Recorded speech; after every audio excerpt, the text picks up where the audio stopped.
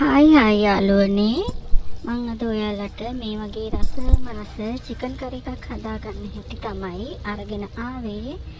පළමුවෙන්ම චිකන් ටික කපලා හොදලා ඒක භාජනයකට දාගෙන ඊට පස්සේ අවශ්‍ය පමණ ලුණු, මිරිස් කුඩු තේ හැඳයි, ගම්මිරිස් කුඩු තේ හැඳයි, අමුතු 3-5 කුඩු තේ හැඳි භාගයයි, කහ කුඩු තේ හැඳි කාලක් වගේ ඒ ටික ඔක්කොම දාගෙන අර චිකන් කෑලි ටික හොඳට කලවම් කරගන්න ඕනි.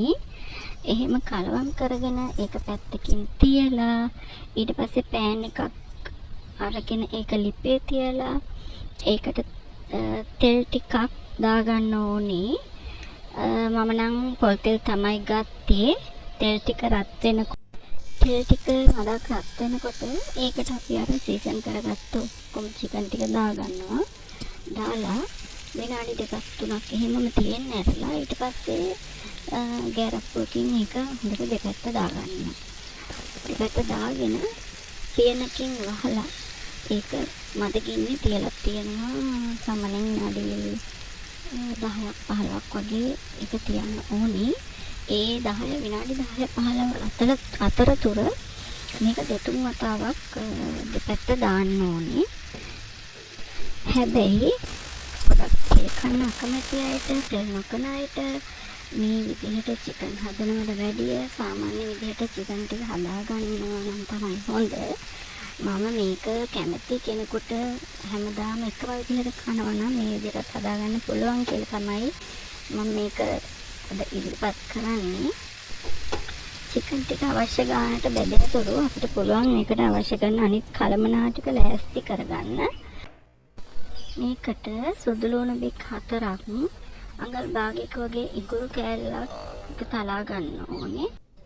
ඊට පස්සේ සාමාන්‍ය ප්‍රමාණයේ බී ලුණු ගෙඩියක්, මිරිස් කරල් 3-4ක්, පම්පේ කරපිංච, කරමුණු වැට 4ක්, කුරුඳු කෑල්ලක් උළුහල් ටිකක්, ගොරල් කෑලි 2ක්.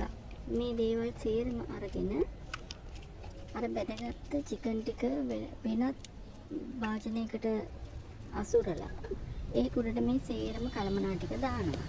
දාලා ඒකට ලුණු, ගම්මිරිස් තේ හැඳක්, මිරිස් බෙදපු මිරිස් කුඩු තේ හැඳයි, අමු 3-5 කුඩු තේ හැඳයි, බෙදපු 3-5 කුඩු තේ හැඳයි. ඒ ටික දාලා ඊට පස්සේ හොඳට කලවම් කරගන්න. කලවම් කරලා අර චිකන් ටික බෙදගත්ත පෑන් එකේ ඒකට අපි අඩුකෝප භාගයකින් වතුර ප්‍රමාණයක් දාලා මේ ආකාරයෙන් හොඳට කලත්තාගෙන ඒක හොඳට කලවම් කරලා මේ ඒ වතුර ටික අපේ චිකන් කරි එකට දානවා. දාලා ඊට පස්සේ පියනකින් වහලා ඒක ලිපේ තියෙනවා මද ගින්නේ. තද ගින්දර දාන්න එපා. ටිකක් අඩු ගින්දරේ ඒක තියෙන්න අරින්න. ඊට පස්සේ මෙහෙම උතුරලා එනකොට යන්තම් චිකන් ටික කැඩෙන්නේ නැති වෙන්න හැඳි දා ගන්න ඕනේ. ඊට පස්සේ විනාඩි 10ක් දුන්නොත් මේ චිකන් එකේ වතුර ලස්සනට අපිට අවශ්‍ය පදමට හිඳිලා තාම රසවත් විදිහට මේක එනවා.